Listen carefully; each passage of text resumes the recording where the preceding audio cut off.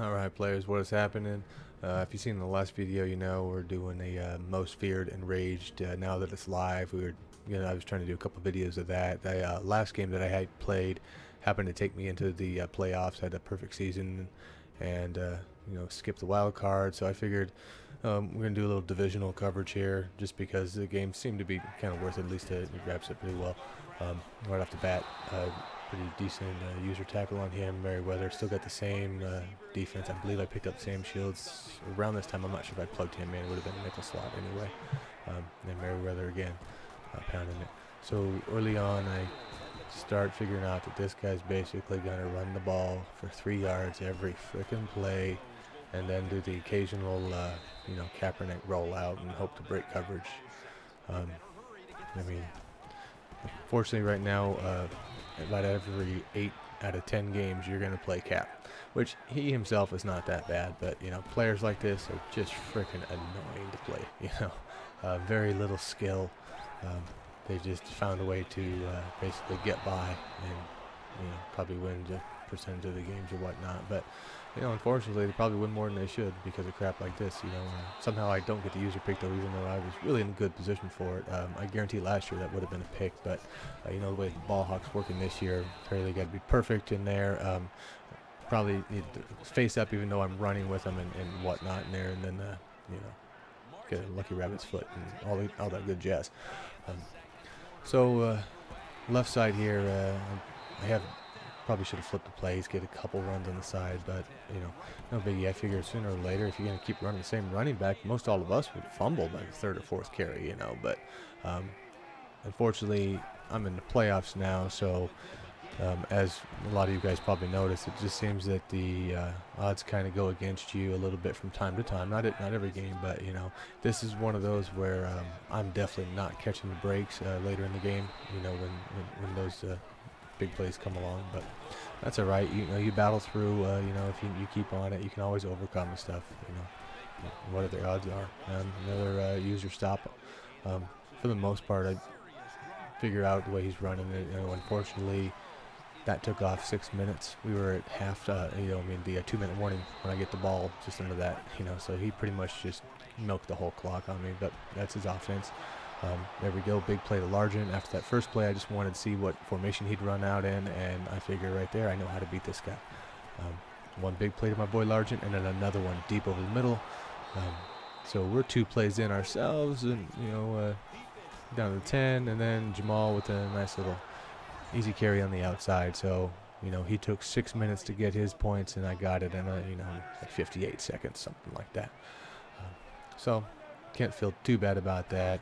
And with a minute left, I wasn't too worried. He's still going to come out and run the ball a few times, right? To be expected. As you see, if he doesn't roll out, this is what it looks like when he stays in the pocket. Yeah. So and hey, if that's the way you got to play, do what works for you. That's all you can do. I guess hell, do it, because you still want to play the game, right? So be it. And then I get the ball back with no time left to make another pass out there to Largent, get a good chunk. But unfortunately, I didn't have any timeouts at that point.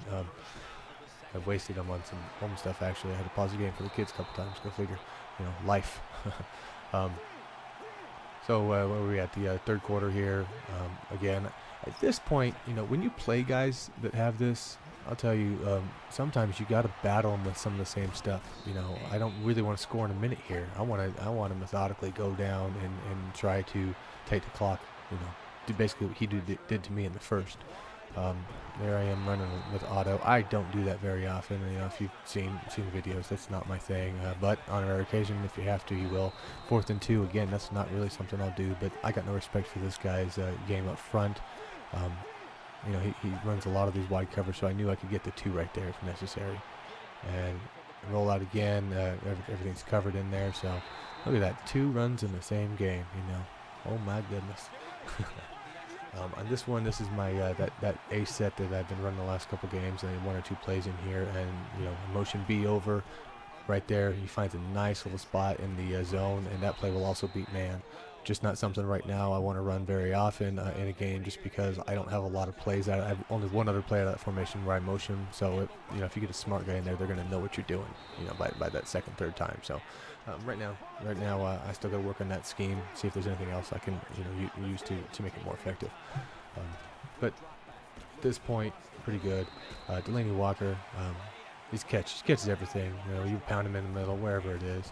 Arian Foster again. VCA falls forward most of the time. I ran Lynch for a while, but he was a good card. The tracking was okay on it, but it seemed like when he got stuck, he just went down. And right there, I believe he comes out in field goal block. Basically, he was just daring me to pass the ball, or he thought he was going to stuff the run. Either way, I obliged him, took advantage of it. Just set it to a fade. I like those a little bit better than a streak in that situation.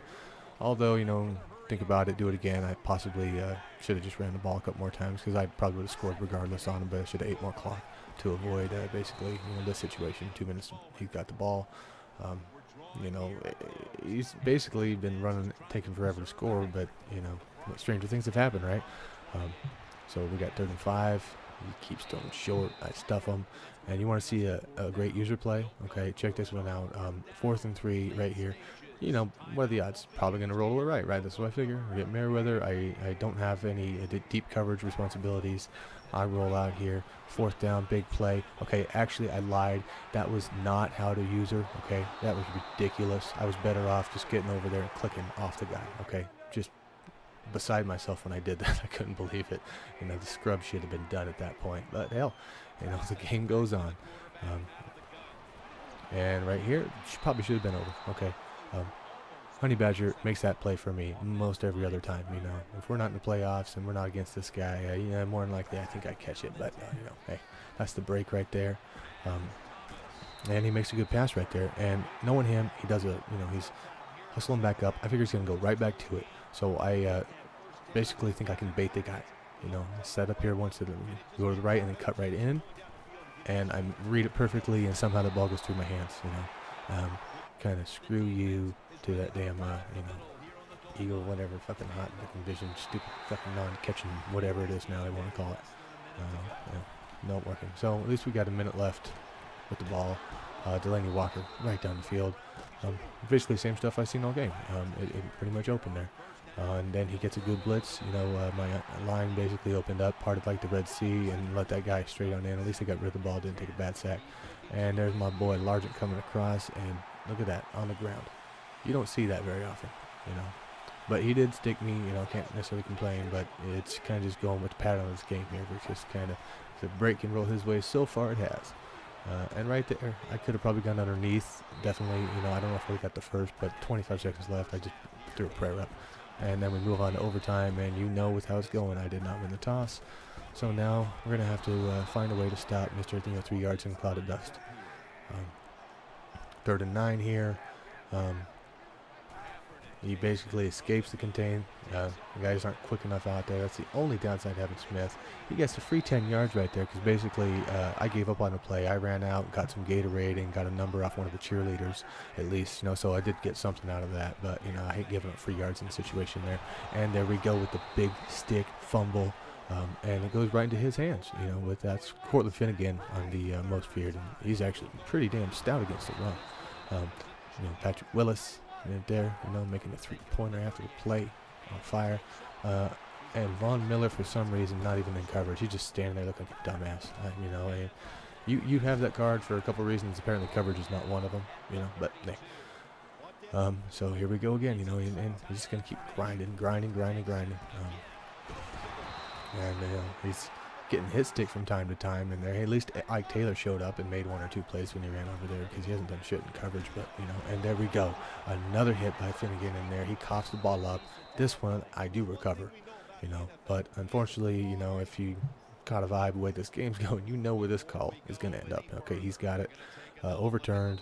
I'm not one of those douchebags that's going to go out there and get a delay game and make sure it doesn't happen. I knew that it was going to be a close call. He tried to pause and all that, so I figured, whatever. But I'm not going to do that. I don't want to win that way. That's just cheap. And you suck if you're one of those guys who plays that. And it's really disappointing that that was there last year. EA knew about it, and they still, did not fix that. I mean, how hard can it be to make it so where you can't override the challenge just by having a delay game? Um, and there's this little go-to guy who'd been here again, Julius. And right here, we getting close enough. We just trying to hold him to a field goal if possible, and we get the big sack coming through.